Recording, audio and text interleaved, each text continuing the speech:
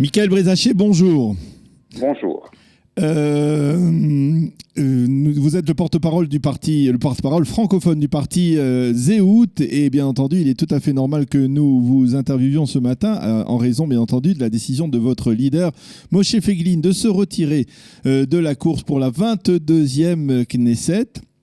Et donc, nous avons sollicité pour essayer de nous expliquer un peu comment se fait-il que Moshe Feiglin, mardi soir, annonçait très, très clairement lors d'un meeting électoral qu'il resterait jusqu'au bout. Mercredi soir, on a parlé de rumeurs d'une rencontre avec Binyamin Netanyahou.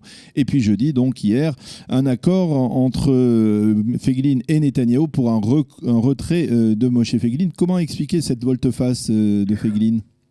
C'est-à-dire, c'est même pas une volte-face. Déjà, mardi soir, Moshe Feiglin a clairement exprimé qu'il resterait fidèle à la volonté de son parti de se présenter jusqu'à la fin. Par contre, il a aussi dit que, au cas où il y aurait une proposition qui doit être traitée, il la soumettrait au vote des adhérents. Le mardi soir, suite à la démonstration qu'on peut appeler de force de Zéhout, qui a réussi à faire venir plus de 1000 personnes en plein mois d'août pour une campagne électorale, alors que le parti a des tas de problèmes financiers, Netanyahou a appelé Feiglin, ils se sont rencontrés quelques heures plus tard, toute la nuit, et disons, il y a des négociations qui ont lieu, un accord qui a été signé, qui sera soumis dimanche aux adhérents. Alors, c'est important de le souligner, c'est un accord qui est conditionné par l'acceptation des adhérents. Est-ce que d'une manière ou d'une autre, lorsque Moshe Feiglin le demande, en général, les adhérents acceptent et cet accord devrait être validé, n'est-ce pas ? Disons, il faut reconnaître que Feiglin et pas Netanyahou, c'est le problème des sympathisants ou des adhérents de Zéhout. C'est des gens qui sont très idéologiques, qui souvent suivent les idées, on va dire, de Feiglin, mais pas forcément le leader lui-même. C'est-à-dire qu'il est notoire qu'il y a de très très fortes discussions actuellement dans tous les groupes WhatsApp et autres du parti, et le jeu n'est pas joué. Feiglin pourrait être désavoué. Ah, il pourrait être désavoué. Mais en tout cas, il faut bien avouer que quelque part de ce côté-là, le Moshe Feiglin, et on en parlait même en début de semaine avec Albert Lévy, qui était dans la liste du parti lors des précédentes élections. On peut dire que quelque part, Moshe Feiglin, c'est une forme de déception d'une certaine manière. Il y avait eu beaucoup d'attentes lors de la précédente campagne électorale. Le parti Zéhout s'est totalement raté sa fin de campagne et n'a pas passé le seuil d'éligibilité. Et aujourd'hui, quelque part, c'est d'une certaine manière une forme de logique que Moshe Feiglin ne se présente pas. Il comprend qu'il était en train de faire perdre des voix précieuses à la droite israélienne dans une situation qui est problématique, il faut bien l'avouer.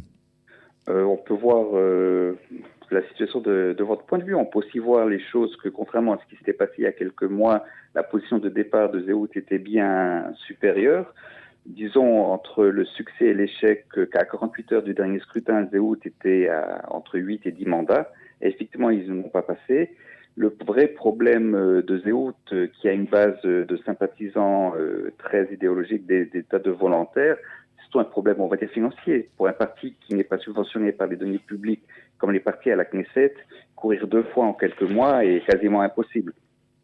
Oui, on peut le comprendre, mais pourquoi alors finalement c'est de lancer dans cette compétition ? Il n'était pas obligé de le faire depuis le début, en sachant l'issue problématique. La problématique pour Feiglin était bien claire. Feiglin a clairement exprimé sa volonté de s'allier avec l'aile libérale à la droite du Likoud, qui était le parti de Bennett, la nouvelle droite. Tout était quasiment soupli, mais quand Ayelet Shaked est revenue, elle a décidé de commencer les négociations de retourner au Beit Hayoudi, et elle n'a pas vraiment contacté Feiglin. Donc Feiglin s'est trouvé devant le cas de figure de soit courir seul, soit de ne pas se présenter du tout. Et comme la base a demandé très clairement, surtout les gens qui ont un vrai problème, comme les malades ou les pères divorcés et tout, que sans Feiglin, enfin sans Zéhout, qui a peu, je dirais, l'espoir d'un changement. Donc Feiglin est le parti ou ceux qui sont restés ont décidé de se présenter malgré tout.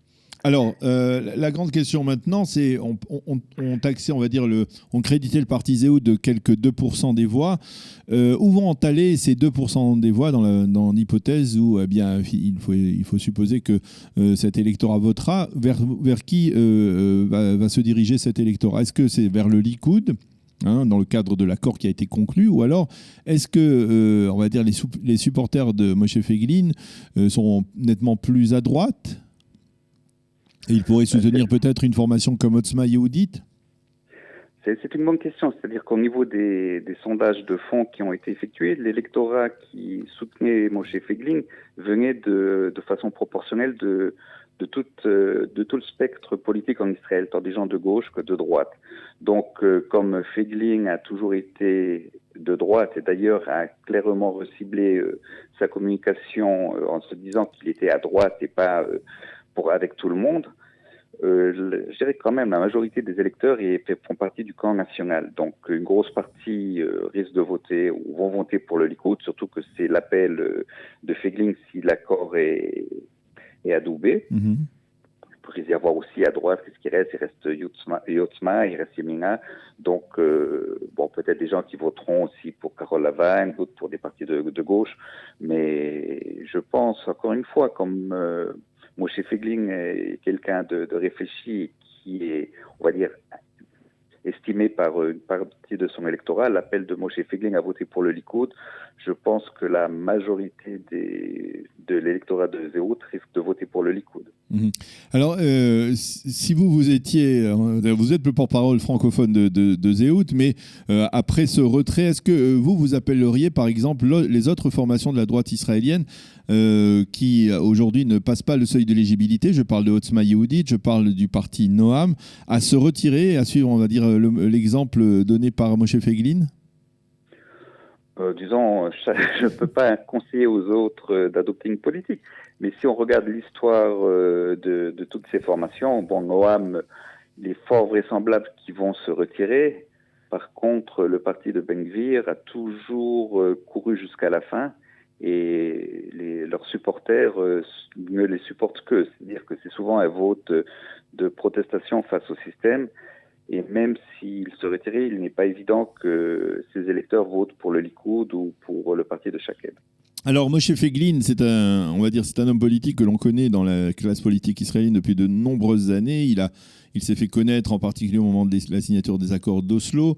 Il est ensuite rentré au Likoud en voulant, on va dire, infiltrer le Likoud de l'intérieur, essayer d'y développer un mouvement qui s'appelait Manigout Yehudit, un mouvement pour dirons-nous, un leadership de droite plus religieux à l'intérieur même du Likoud. Je vous corrige, juif, il n'a jamais parlé de religieux. Bon, alors on va dire juif, et finalement, on peut dire que il a pris la porte, on va dire, du Likoud après, on va dire, des diverses contestations avec Binyamin Netanyahou. On peut dire qu'il n'y avait pas beaucoup d'accords et beaucoup d'atomes crochus entre Binyamin Netanyahou et Moshe Feiglin.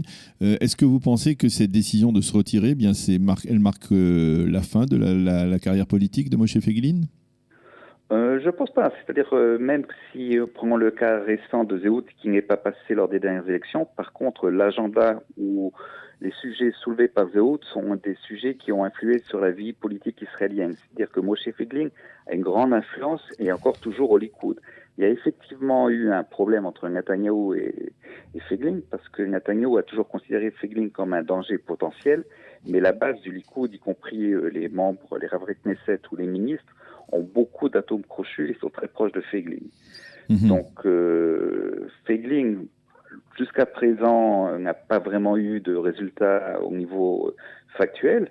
Il a été Ravrei Knesset moins de 2 ans, mais il a toujours eu une influence. Et là, si l'accord est respecté par Netanyahou, il aura un poste ministre où il pourra influer sur le débat israélien. Alors, vous savez ce que l'on dit sur les promesses de Binyamin Netanyahou. Ce sont, comme on dit, des promesses sur la glace et qu'il ne faut pas trop y compter. Binyamin Netanyahou est connu pour promettre et ne pas obligatoirement tenir ses promesses. Comme il dit, j'ai promis, mais je n'ai pas tenu. Je ne me suis pas engagé à promettre, à remplir cette promesse. Mais d'une certaine manière, vous pensez véritablement que si Binyamin Netanyahou forme le prochain gouvernement, Moshe Feiglin sera ministre? Disons que Netanyahou n'a jamais tenu aucune promesse. Donc, s'il y a un changement, on va dire que ça serait on verra. Là, je ne suis pas devin. Mais là, justement, c'est aussi un des points qui est soulevé lors des discussions à l'intérieur du parti concernant cet accord. Pourquoi cet accord a été soumis, c'est que même si Netanyahou ne tient pas l'accord, il y a quand même une solution réelle pour les gens qui souffrent et certains meurent suite au manque de médicaments pour le cannabis, disons, médical. Sans compter qu'il y a aussi une très forte convergence d'opinion sur tout ce qui est économique ou société, qui est aussi de l'intérieur de Netanyahou. Donc, c'est une question qui est en fait contre le vote des adhérents de Zehut, c'est rester fidèle, on va dire, à un idéal ou faire de la politique qui peut nécessiter de ne pas tout avoir et de faire des compromis. Alors, vous parliez des problèmes, des difficultés financières de Zehut. Dans l'accord, on ne voit pas véritablement de clause à ce sujet, si je ne m'abuse, à moins que... Non, il y a un accord très clair à la fin, que chacun reste responsable et que le Likoud ne couvrira pas les dettes de Zehut. C'est mentionné textuellement. C'est mentionné textuellement, mais c'est-à-dire les rumeurs ont circulé ces derniers jours sur le fait que c'était d'une certaine manière l'un des points principaux que Moshe Feiglin avait besoin de régler pour justement, d'une certaine manière, se libérer de ces dettes considérables. On parle de plusieurs millions de shekels de dettes. Vous pensez qu'il aurait signé un accord sans avoir une garantie, on va dire, de régler l'ardoise considérable qu'il a accumulée lors des précédentes élections? Absolument pas. D'ailleurs, je dirais, payer les dettes d'un autre parti, c'est de la corruption illégale, c'est tout simplement impossible. Disons qu'au niveau des dettes, les dettes ne sont pas si importantes et ces dettes, d'après ce que Feiglin dit, seront couvertes par les cotisations des adhérents au parti. C'est-à-dire que ce n'est absolument pas un point, c'est que des rumeurs et qui n'ont jamais été que des rumeurs et qui ne peuvent être que fausses. C'est d'ailleurs pour ça que c'est mentionné dans l'accord textuellement pour éviter et que cet accord aussi est sujet aussi aux décisions de justice au cas où il serait invalidé. C'est ça, évidemment. Alors, une dernière question, Michael Berzacheh. Vous pensez que finalement, on les a vus sourire hier, Moshe Feiglin et Binyamin Netanyahou. Ils avaient l'air d'être d'anciens amis assez sympathiques. Et est-ce que vous avez le sentiment qu'il est possible que finalement Moshe Feiglin revienne au Likoud? Disons que personnellement, je ne vois pas une grosse différence entre tous les acteurs de ce qui s'appelle le camp national entre eux. D'ailleurs, la plupart ont été à un moment ou à un autre au Likoud. Il est certain qu'après l'ère Netanyahou, on risque d'avoir beaucoup de mouvements et beaucoup de changements.